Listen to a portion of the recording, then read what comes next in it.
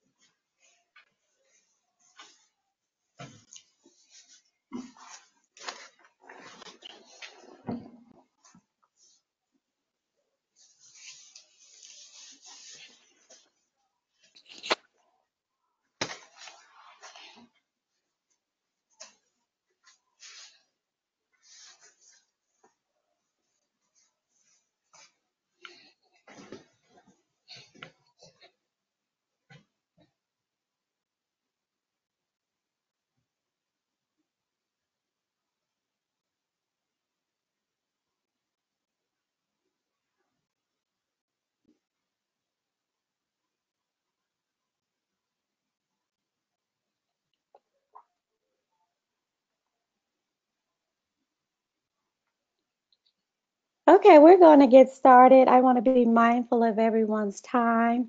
I'm Nikisha Powell. I'm the project lead for the HIV project on our own terms with the Black Women's Health Imperative. And so, what we seek to do with this webinar is to empower other nonprofits, CBOs, and aid service organizations to be able to continue the work they're doing because funding is critical. And so, we know to be sustainable and to deliver powerful programming, we need funding. In this second webinar series, participants will learn fundraising practices and strategies that they can implement to strengthen their existing fundraising efforts. This webinar will also touch on best practices for building sustainable and healthy nonprofit organizations. Today's presentation will be brought to you by Edith Love of Edith Love and Associates. She's been the leader for all of our series so far. Edith Love has more than a 30-year track record in nonprofit startups, executive management, strategic planning, resource development, corporate philanthropy, and fundraising. Previously, she worked with the NFL and she was managing $6 million in NFL grant-funded opportunities. She raised $4 million for capital projects as well. She's also worked for as a regional vice president of the development for Thurgood Marshall College Fund. In this role, she managed a donor of 300 corporate and government accounts, and she raised nearly $3 million during her tenure. So this is definitely the person who knows about how to get the money, how to properly use the money, and keep the organizations moving forward.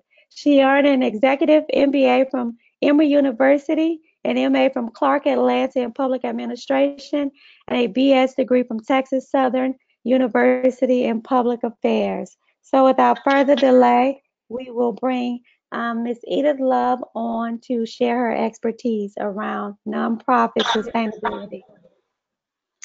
Thank you, Nikisha. Can everyone hear me? Nikisha, can you hear me? Okay. Hello, everyone.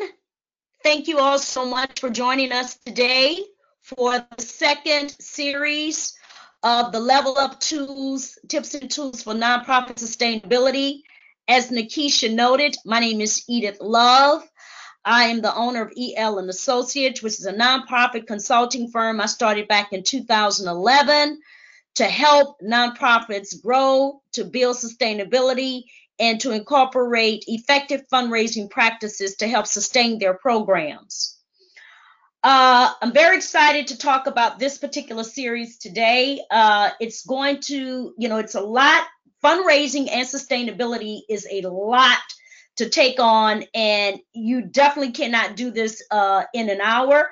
But what I have done is to provide you guys with some key information that I think you can use after leaving this seminar to get you on a path to start really looking at how to build effective fundraising efforts within programmings within your organization to help you get on the right path to build a sustainable and healthy nonprofit organization. Okay, so we're going to go ahead on and get started. What I would like to do is, if you have any questions, we're at the end of this webinar. I'll set aside a few minutes to answer any questions you all might have. But we have a lot of material to cover within this short period of time, so I want to go ahead on and get started. Okay, in this series, we're going to talk about fundraising practices and strategies to strengthen your existing fundraising efforts. I'm sure most of you right now have certain types of fundraising ideas and programs that you incorporate to help bring in revenue for your organization. In this series, I'm going to kind of touch on some of the strategies and the best practices around fundraising, and help also to hopefully help enhance your fundraising efforts that you're doing currently within your organization. I'm also going to talk about some best practices around building a sustainable and healthy nonprofit organization. Okay, I always like to start off a fundraising seminar or workshop to talk about the 3 key stages of fundraising. These 3 stages of fundraising are critical. No matter what type of funds you're trying to raise for whatever programs you're operating, every nonprofit organization that has a responsibility to fundraise to support their programming must understand the 3 key stages of fundraising. This is foundational.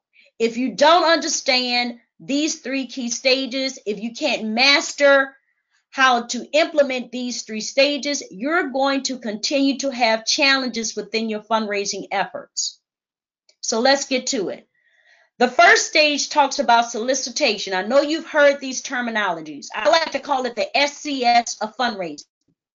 And as I was sharing with Keisha, I do a 2-hour seminar just on the SCS of fundraising, because that's just how critical it is to fundraising, and it is a lot that goes into the SCS of fundraising, starting with solicitation, then cultivation, and then stewardship. So let's talk about solicitation. Okay, solicitation entails identification, research, plan, and approach. When you are in the solicitation stage of fundraising, you must first identify who your prospects are. You have to have a prospect list of who you're going to be soliciting for funds. That prospect list can include individuals, it can include corporations, it can include foundations, it can include collaborative joint initiatives, and it can also include public foundations and government entities. So whoever you are looking to ask for funding, that's a part of who you're identifying as someone you're going to solicit for funds. Then after you identify who you're going to solicit, you need to do your research. You need to do your research. If a foundation, if you're looking at a Coca-Cola foundation to get funding, you need to do your research to understand what Coca-Cola grant-making initiatives are. What programs are they focusing on that they want to support and want to be able to offer funding? It's called their social responsibility piece within the organization. That's what it's called, the social responsibility. So if whatever their social responsibility goals are, those are the areas that they're going to fundraise. So you need to make sure that you do your research to understand first and foremost if your programs are even eligible to receive funding from that particular prospect. Then after you do your research, you want to definitely plan. You want to plan your strategy. You want to plan how you're going to, uh, put together a strategy to be eligible for fundraising. So if Coca-Cola funds education programs, and you provide programs in the area of education to youth or high school students, then you want to put together a plan on how you're going to present your case to Coca-Cola to convince them that you are the nonprofit they should invest their philanthropic dollars in to support your particular program. Most of you already have programs already in place. So what you have to do is just look at your programs, look to where you want what to accomplish, what type of funding you need to support those efforts, and then plan accordingly when you get ready to solicit a particular prospect. And then the last one is approach. Then you actually just approach, whether it's through a email asking for a meeting, or is it through a proposal. You're submitting a proposal based on an RFP, but that's all a part of the approach. So again, solicitation, you identify, you research, you plan, and then you approach. The second one is cultivation. And with cultivation, sorry about that. Okay, not cultivation. Sorry about the technical issue there. Cultivation involves involving the prospect into the process, engaging them in your programs. Then you're presenting, whether it's a presentation, and then there's the ask, and then there's the close, and then you thank them. So let's talk about involve. When you're in the cultivation stage, part of involvement includes engaging the prospect or the particular organization into something that highlights your program or the actual event that you're trying to get them to fund. So if it's for a particular STEM initiative, then you might want to talk about, oh, well, we're doing a STEM fair, and if someone in your organization is available, we would love for them to come and see the program in action. That's about involving them in your programming so they can see what the potential investment would be. And then you want to prepare a presentation. You want to be able to do a full presentation on the pitch, which is pretty much your pitch to that organization. Okay, now that they've gotten a taste of your programming, they're familiar with what you're doing. Now, let's see if we can put together a really good presentation to talk about why we feel we would fall into their philanthropic focus and why we should get a $50,000 grant. So it's preparing the presentation. You've got them involved, you've engaged them. Now you want to put together a really good presentation.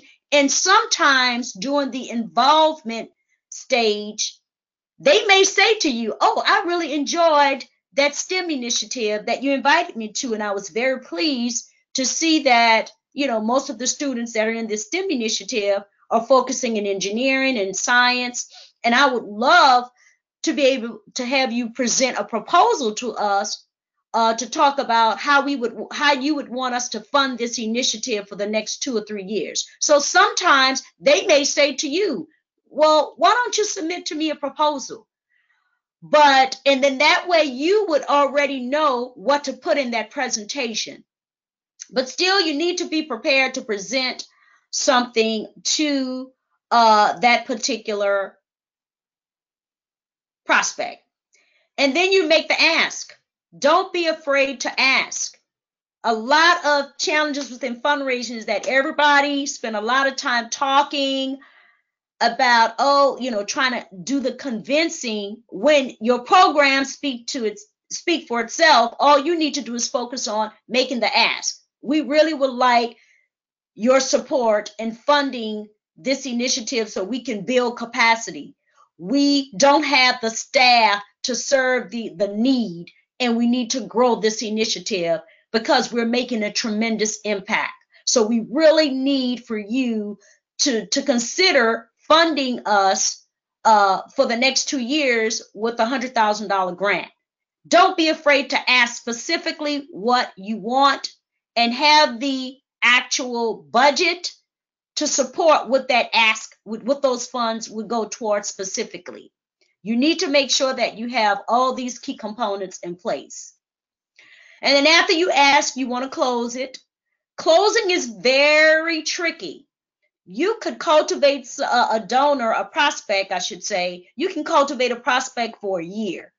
I've had situations where I have cultivated prospects for 6 months, a year, and then things change within that particular organization and they have to start all over because they have a new uh, person that's over corporate giving. And I'm starting all over again with that cultivation process. So, but when you get to the closing, it is critical that you have all those pieces in place because the closing should be something that you're expecting to do because you've gotten to a stage where you're confident that they want to fund your organization. So just making sure that that close is very solid is critical. And then the last piece of that is you definitely want to make sure that you thank them. And thanking is not just a one-time effort. It's ongoing. Thanking donors should be an ongoing thing within your organization, a part of your overall fundraising practice, just being able to thank donors and acknowledge donors. So the cultivation process is very key. And I'm going to talk a little bit more about cultivation in the other 2 slides, but I really wanted to kind of break it down and explain to you these key pieces of the cultivation process. And then we have stewardship. Stewardship involves engaging, acknowledging, retaining, and elevating. You're saying to myself, you're probably saying, well, that sounds a little bit like cultivation, but it's not. The difference between stewardship and cultivation, well, there are a lot of differences, but stewardship is for people that you already have as donors. Cultivation is people that you are prospecting to become a donor. So your stewardship has to involve these 4 components because it's ongoing. Once you secure someone as a donor, you don't just forget about them. You have to continue to steward them along the way as long as they are donors. It is critical that you continue to engage them. It is critical that you continue to acknowledge them. It is critical that you retain them and elevate them to another level. So if you've had someone that has been a donor for quite some time and they're still at the same giving level, you're not properly stewarding them. The goal is if you have a donor to come on board and they've been a donor for 2 years, by that 3rd year, you should have elevated that give to the next level. And you should want to continue to retain them. You got to continue to engage and acknowledge donors, to retain them, and also to elevate their giving level. If you have not done that and you've had donors that have dropped off, or if you have people that are just still giving $50 a year, you are not properly stewarding these donors. So stewardship is very key for the people that currently have invested their philanthropic dollars into your organization. So again, the 3 key stages of fundraising, the SCS, I like to call it, is solicitation, cultivation, and stewardship. Think for 1 minute about what's going on in your organization right now as far as fundraising is concerned. What are you doing in the solicitation process? Are you following these key steps? What does your cultivation plan look like? Does it involve these key pieces? And how are you stewarding your existing donors? Again, this is very key to successful. This is foundational, but it is extremely important. If you don't have the SCS in place, you're not going to have a successful fundraising plan. Okay, now let's delve a little bit more into cultivation versus stewardship.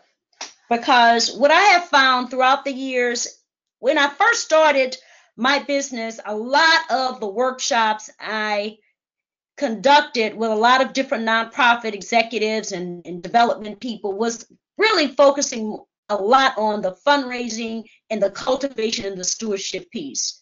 Most of them I found did not have a cultivation plan. And I'm happy at the end of the webinar to talk to you guys about how you can reach out to me for additional information if you want to set up a cultivation plan within your particular organization.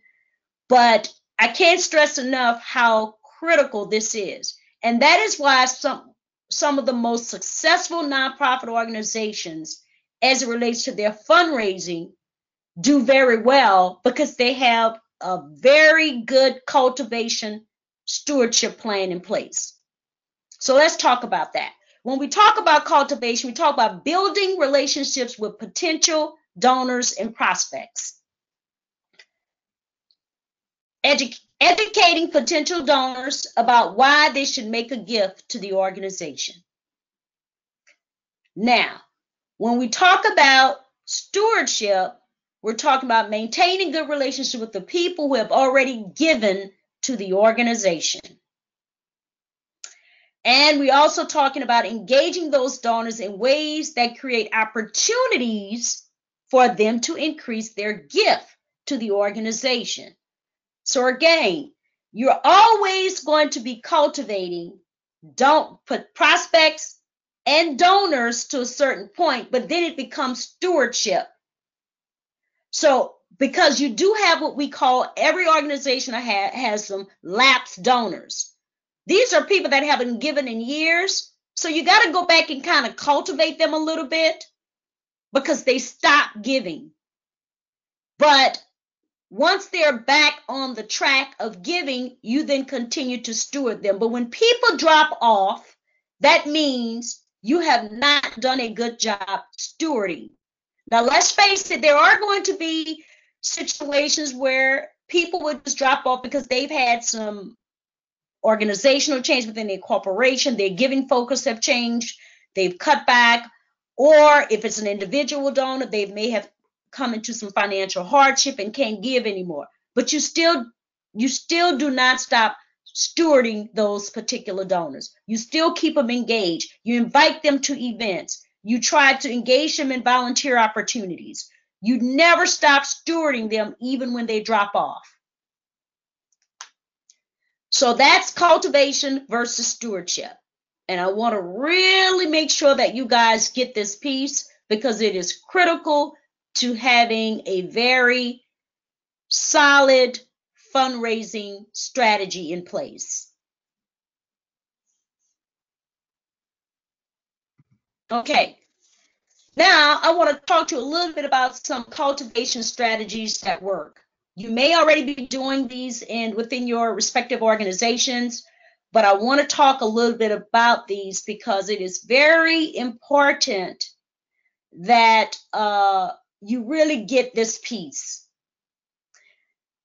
So having a cultivation stewardship plan, I've mentioned that previously.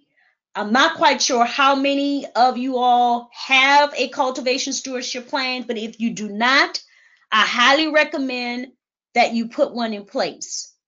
And it should definitely be something that complements your overall fund development plan.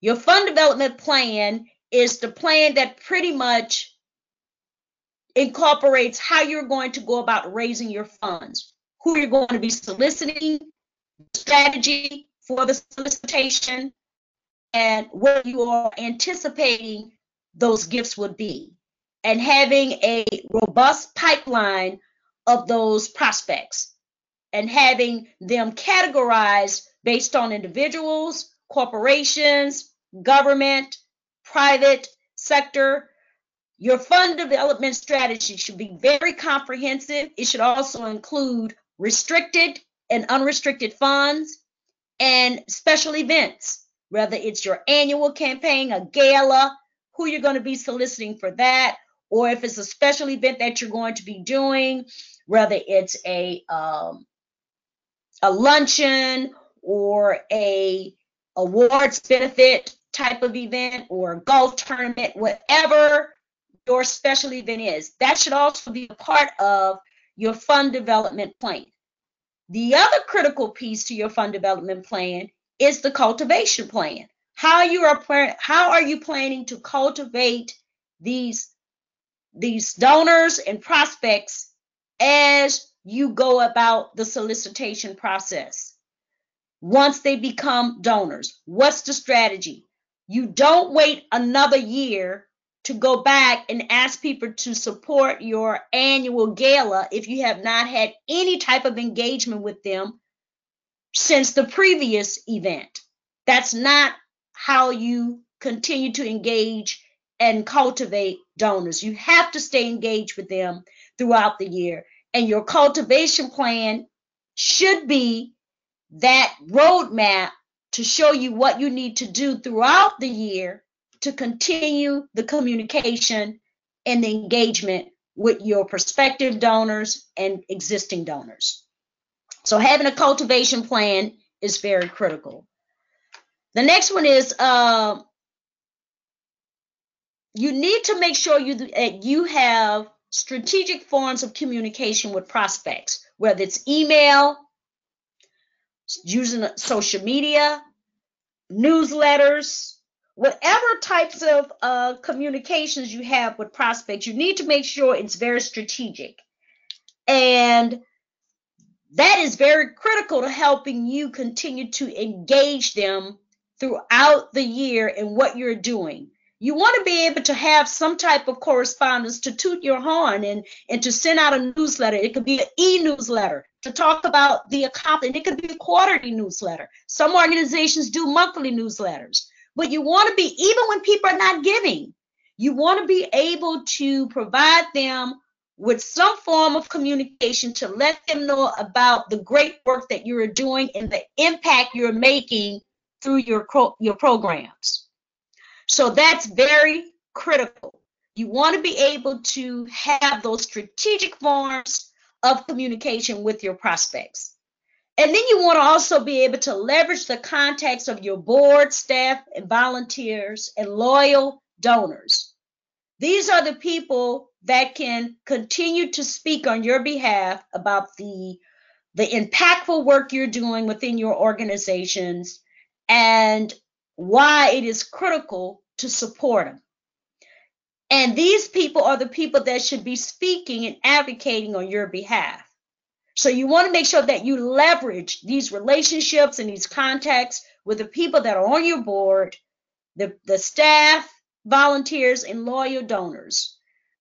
When I worked for the National Football League, I was responsible for raising funds for 2 sites that were in 2 different cities. And during one of the charitable events, we put together a players' gospel brunch.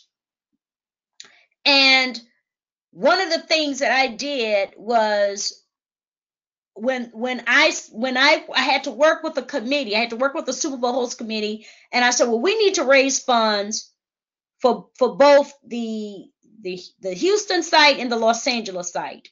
So I need these players to talk about the overall impact of how this foundation and the efforts and the work that they're doing in these respective communities will support the funds will support that particular project, as opposed to just talking individually about one particular area.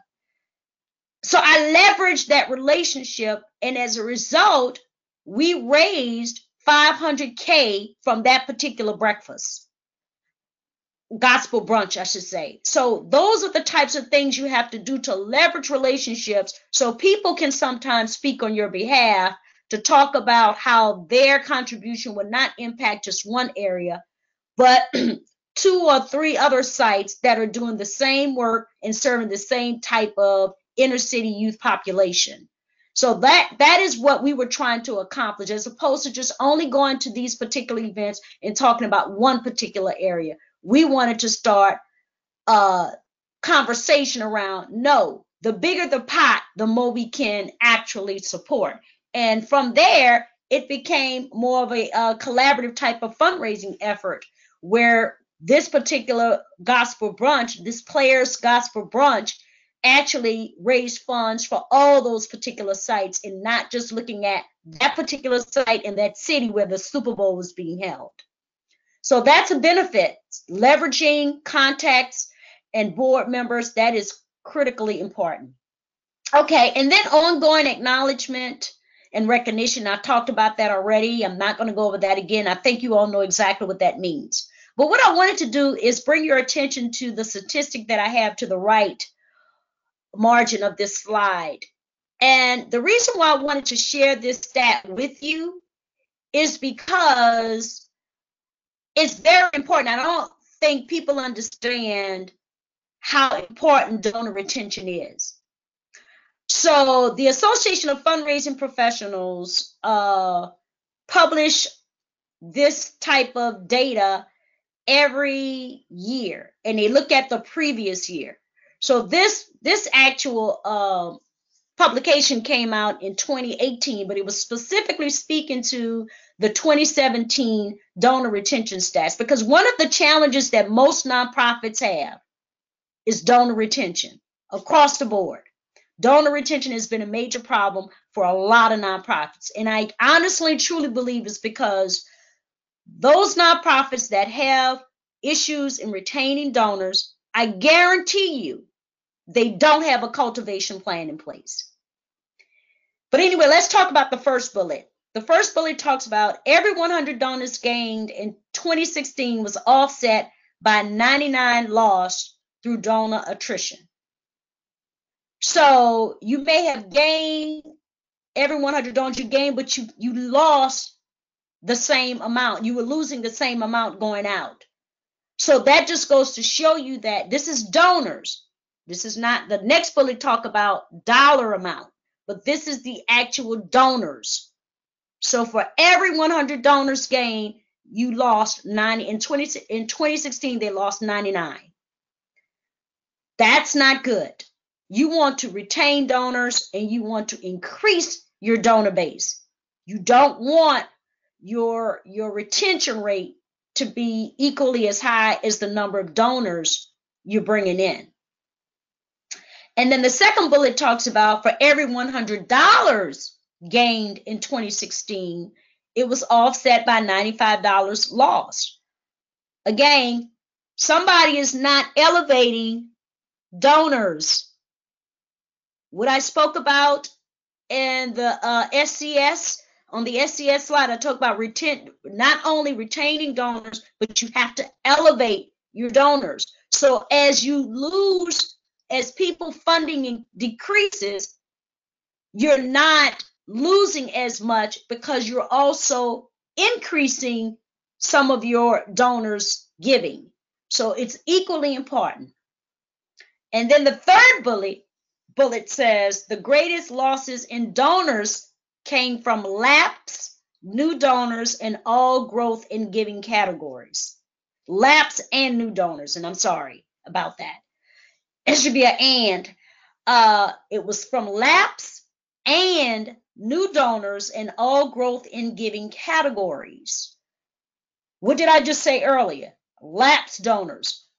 Nonprofits do not think about lapsed donors. You have to steward those people. You have to go back and cultivate them again. And if you are stewarding them properly, 9 times out of 10, they will not be lapsed donors. Now, the margin of error is, yes, you will secure a new donor that only want to give one gift, and that's it.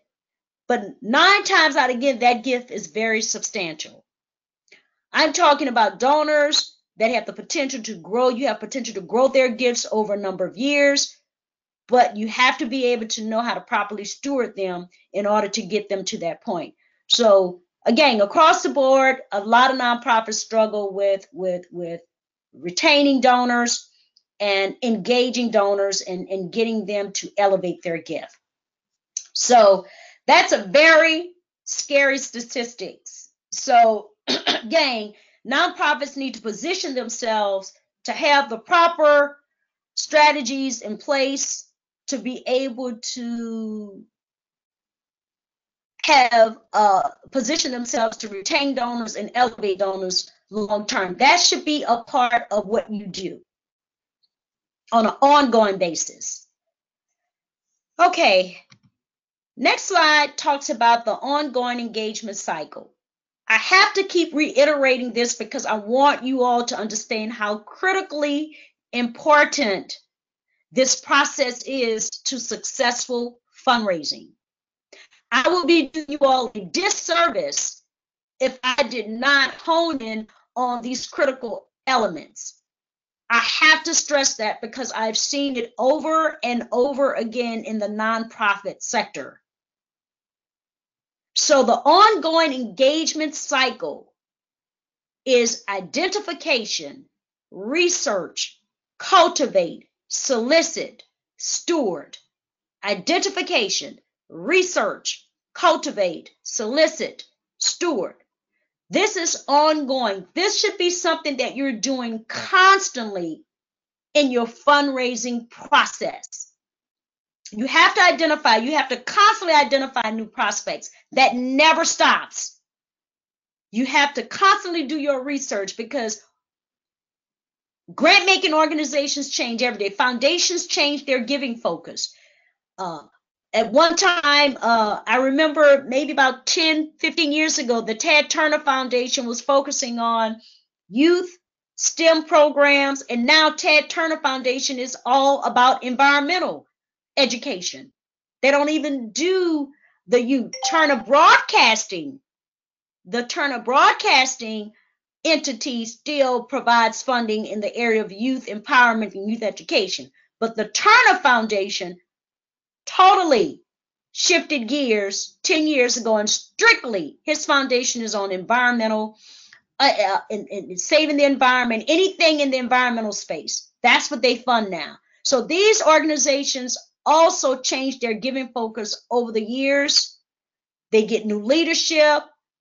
Things change. So you all need to be able to know that you have to constantly do your research to find out what those foundations are funding and making sure that you meet their funding guidelines. And then, of course, the cultivation, and you got to solicit, and then you steward. So again, this is the ongoing engagement cycle, and it needs to be posted somewhere in your office to be reminded that this is an ongoing process.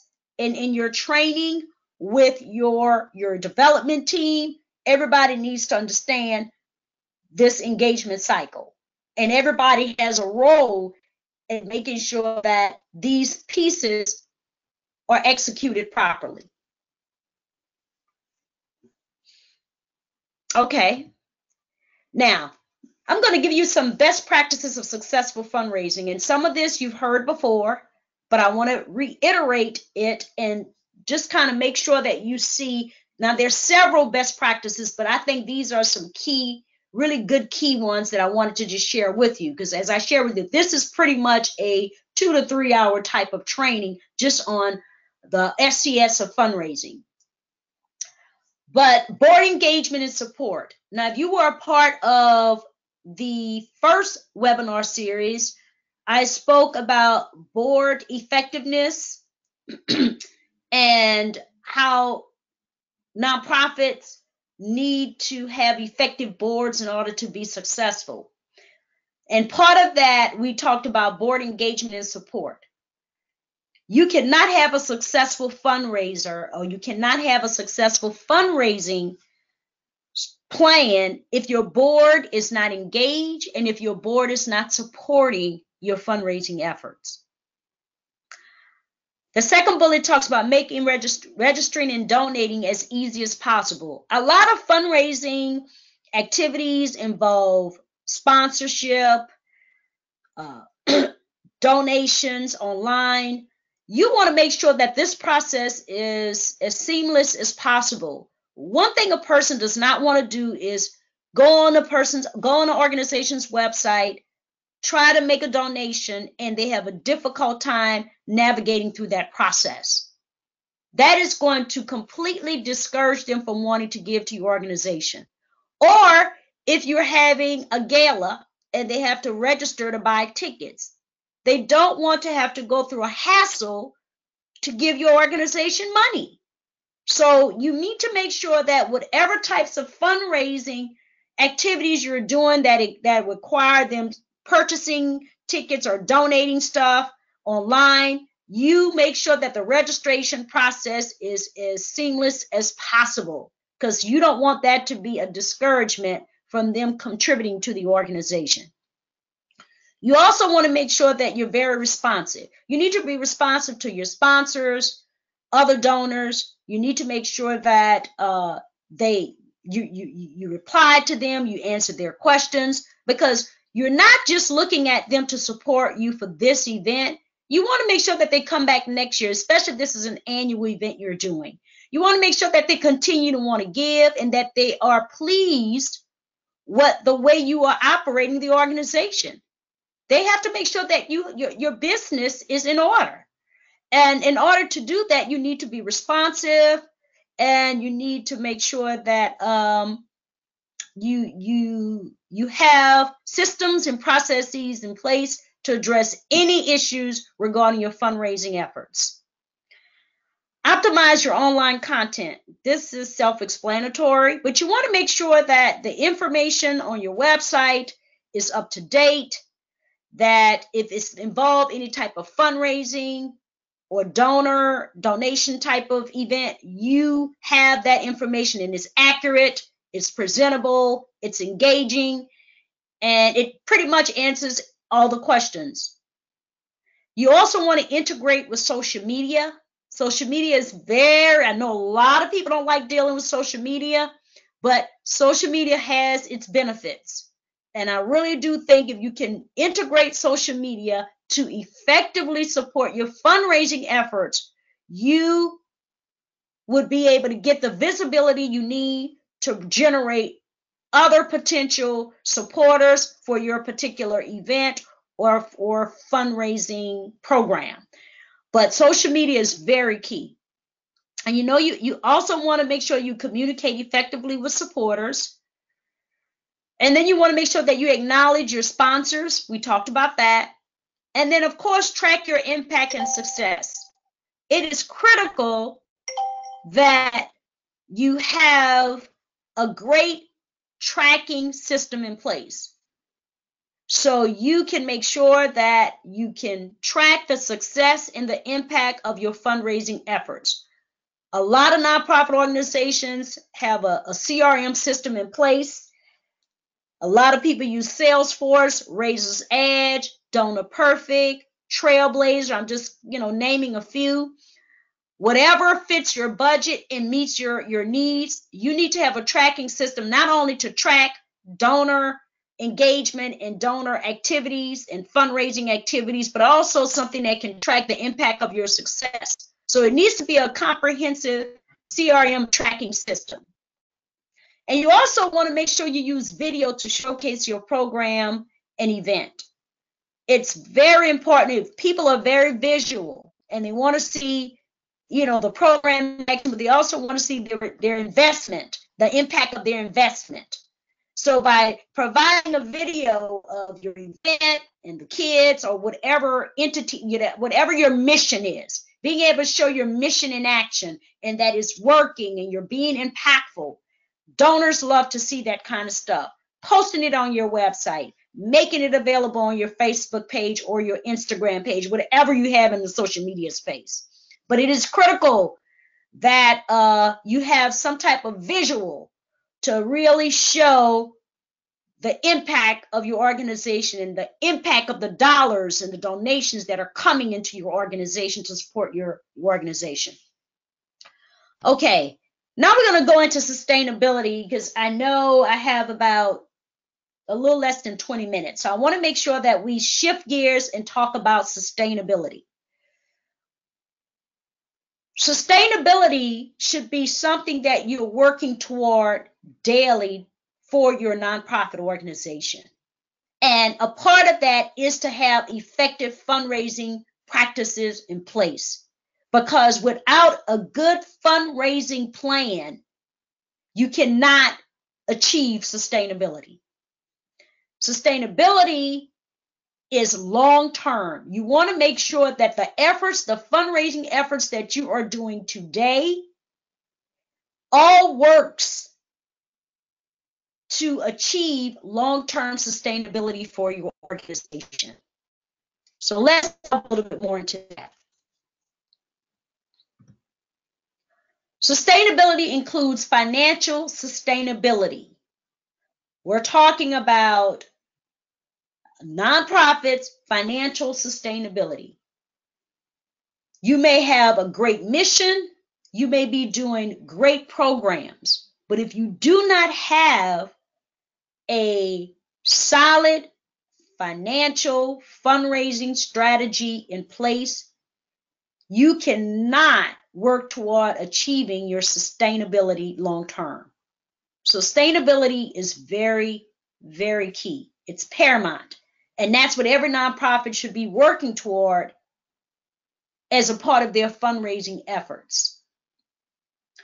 Sustainability also includes leadership succession planning.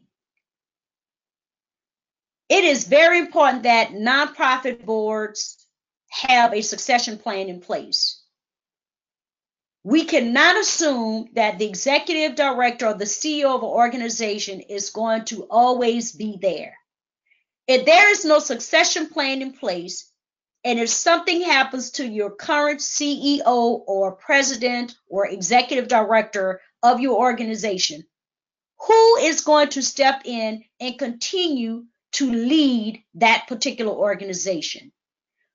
Funders do not like to see any instability as it relates to nonprofit leadership. If you have no stable leadership in place because you have not prepared, you don't have a succession plan in place, this can ultimately impact your fundraising efforts, which can ultimately affect your ability to build a long-term sustainable organization. So you want to make sure that you have a leadership succession plan in place. We're building a sustainable organization. A sustainable organization has these components in place. Adaptability, being able to make sure that a part of being sustainable is making sure that you can adapt. Adapt to all the modern technology going on today, making sure that your organization is up to speed, having an infrastructure in place where you can be adaptable over the years so it does not impact your ability to be able to fundraise. And then, of course, making sure you have a strategic plan. And a strategic plan needs to be revised every 3 to 5 years. There's no such thing as a 10-year strategic plan. There's too much going on in the environment. There are too many changes going on for you to be able to use a 10-year plan. Your strategic plan should be 3 to 5 years. I highly recommend a 3-year plan. 5 years are okay, but I highly recommend a 3-year plan. And every 3 years, you need to have a new strategic plan. But that strategic plan has to be in alignment with the strategic goals and the mission of the organization. This is what you call a sustainable organization. Sustainable organizations look like the YMCA is over 100 years old, and that organization still exists today. One of the reasons why it still exists today is because, first and foremost, it has adapted. It's not the organization that started out years ago with a group of men. Look at the YMCA today. It was a Christian organization. The foundation is still there, but it has adapted over the years to where it is a very successful, sustainable nonprofit organization. Leadership succession planning, they have that in place. They've been adaptable. They have a strategic plan, and I guarantee you they've had thousands of strategic plans over the years, and they're financially stable. That is the ideal example of a sustainable nonprofit organization. Okay. There are 4 pillars of sustainability, and I'll walk through these real quickly. The first pillar is resources. The second pillar is partnerships. The third pillar is internal support. And the fourth pillar is marketing and outreach. So let's walk through these 4 pillars of sustainability. The first pillar, we talked about resources. This is the monetary and the non-monetary resources and assets of the organization. You have to have a diverse revenue stream. There's no way in the world you can be sustainable with one revenue stream. And you need to work towards building an endowment. I guarantee you, if you look at every sustainable nonprofit organization like the YMCA, the United Way, I guarantee you they have an endowment. So you need to work towards building an endowment. You need to have a diverse revenue stream, and you need to be looking at monetary and non-monetary resources. Pillar 2 talks about partnerships. That goes without saying. You got to have strategic partnerships at the table in order to be a sustainable organization. These partnerships can be long-term and short-term, and of course, monetary and non-monetary. So what if this organization can't give you money, but they might be able to give you in kind? Whether it's a clothing store. Well, they can't give us any, if you operate a homeless shelter. Well, they can't give us any funding, but they can provide us clothing for the men and the women. So again, having those strategic partnerships at the table are critical to sustainability. Then we're talking about pillar 3, internal support. Being able to know that from top to bottom, you have the essential organizational support within. People that work for your organization need to support your organization. They need to be committed to your mission. And you need to be able to make sure that the various departments are working together to support the overall mission of the organization. So internal support is extremely critical, and that's pillar 3. And let's talk about pillar 4. Pillar 4 talks about marketing and outreach. Telling your story boldly to a broader audience is very critical. If people do not know who you are, they're not going to give you funding. You have to be able to get your name out there. Talk about the great work you're doing. Talk about your programs. Talk about your successes. Talk about your accomplishments. When you get a new president, post it. Say, hey, such and such is now leading this organization. You need to get the word out through marketing and outreach. Being visible is critically important. And we'll talk about brand visibility in next week's webinar, which will be the final webinar of this series.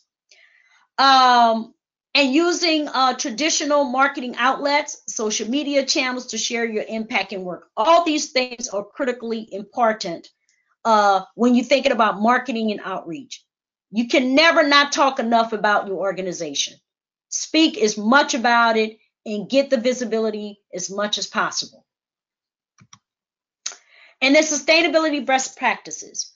Good financial governance, a succession plan, a strategic plan, a fund development plan, an endowment, having diverse revenue streams, impactful programs and services, adaptability, and a strong brand and visibility and reputation. These are key best practices for sustainability.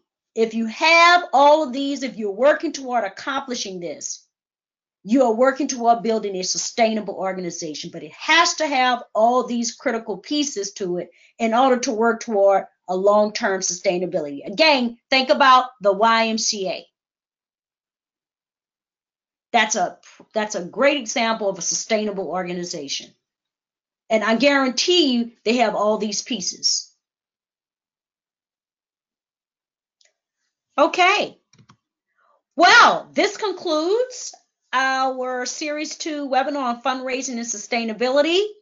At this time, I would like to open it up for any questions that you might have regarding this presentation. And Nikisha, I would turn it back over to you. Thank you so much, Edith. If you have any questions, you can type them in the box. I'm going to give a couple of minutes to see if anyone's typing.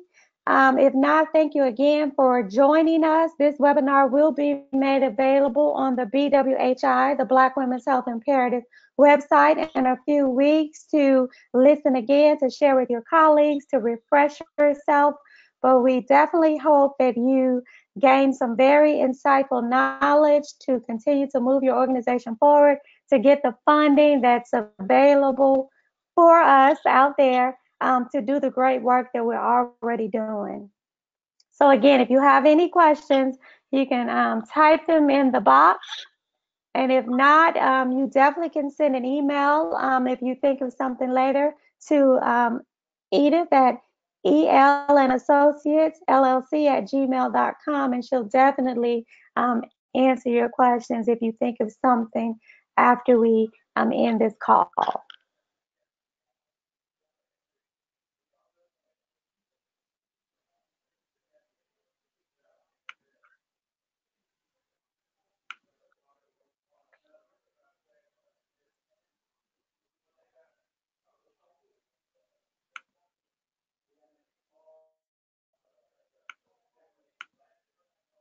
I don't see any typing, so I think that lets us know that we don't have any questions. So Edith, your job is done. And until next Friday, same time, where we'll be talking, wrapping it up with brand visibility. Until then, we'll talk to you next Friday, same time. Thank you. Bye-bye.